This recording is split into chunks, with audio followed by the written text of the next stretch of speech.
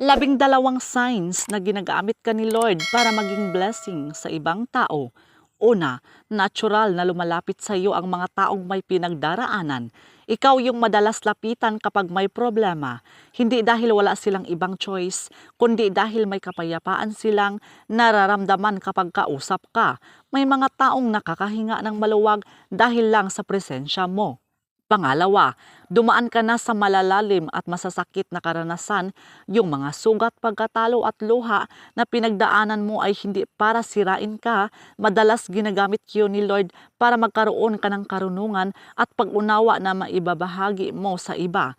Ang sakit na naranasan mo ngayon ang magiging tulay para makatulong sa isang taong dumaraan sa parihong laban. Pangatlo, pakiramdam mo, tinatawag kang tumulong kahit inconvenient. Kahit pagod ka, kahit busy ka, may bahagi sa puso mo na gusto pa ring umalalay. Makinig at tumulong, parang may kuling kang hindi mo kayang baliwalain. Pang-apat, madalas mong dalhin ang bigat ng damdamin ng ibang tao. Minsan nasasaktan ka kahit hindi mo sariling problema. Ramdam mo ang hirap ng pinagdadaanan ng iba. Hindi dahil mahina ka, kundi dahil binigyan ka ni Lord ng pusong marunong umunawa at makiramay. Panglima, nagdadala ng kapayapaan ang presensya mo kahit hindi ka masyadong nagsasalita.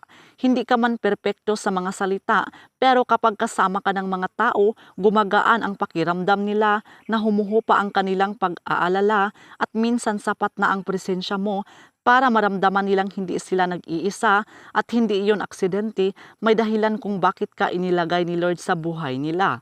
Pang-anim, madalas kang maging daan ng pag-asa sa mga nawawalan na ng lakas ng loob. Kapag may taong gusto ng sumuko, ikaw ang nagiging paalala na may dahilan pa para magpatuloy. Minsan simpleng salita, payo o presensya mo lang ang kailangan nila para muling maniwala na may magandang mangyayari. Pangpito, marunong kang makinig ng hindi agad humuhusga. Hindi lahat ng tao kayang makinig ng may pag-unawa.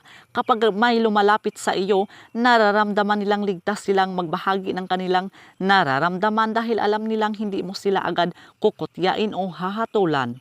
Pangwalo, madalas kang gamitin upang magbigay ng tamang salita sa tamang panahon. May mga pagkakataong hindi mo alam kung bakit mo nasabi ang isang bagay, pero yun pala ang eksaktong mensaheng kailangan marinig ng isang tao. Ang simpleng payo mo ay nagiging gabay para sa kanila. Pangsyam, hindi ka nagdadalawang isip gumawa ng kabutihan kahit walang kapalit.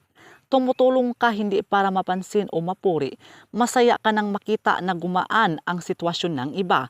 Ang kabutihang ginagawa mo ng tahimik ay maaaring maging malaking pagpapala sa maraming tao. Pang-10, nakikita mo ang halaga ng mga taong madalas hindi napapansin. May kakayahan kang pahalagahan ang mga taong nakakaligtaan ng iba. Nagbibigay ka ng oras, paggalang at pag-aaruga sa mga taong nangangailangan ng makaalala sa kanilang halaga. Pang-11, kahit may sarili kang pinagdaraanan, patuloy kang nagtitiwala at lumalaban.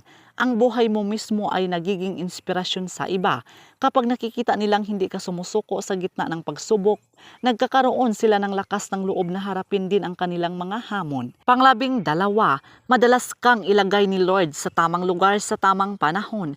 May mga pagkakataong parang nagkataon lang ang mga pangyayari, ngunit kalaunan malalaman mong may dahilan kung bakit naroon ka.